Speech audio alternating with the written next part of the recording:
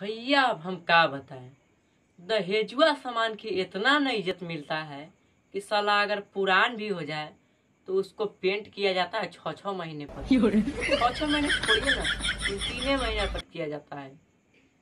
अब भैया हम का बताएं, साला हमारे ही बगल में एक आदमी है, उनको दहेज में अटैची मिला था। अब अटैची का यूज ऐसा नहीं कर रहे हैं, अब उसमें कूटी खिला रहे हैं बकरी को। और पूछने पर बोलते हैं अरे जाने दो ना, अब दहेज के सीजन खत्म हो गया।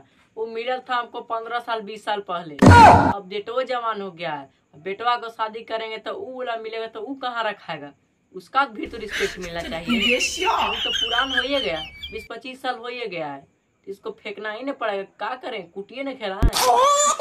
तो भैया ई देखिए, ई मिलता है दहेजुआ सामान का इज्जत। साला जब तक कि टूट न जाए कि तब तक उसका इस्तेमाल किया जाता है, और टूटने के बाद उसका सोन पापड़ी भी खा लिया जाता है।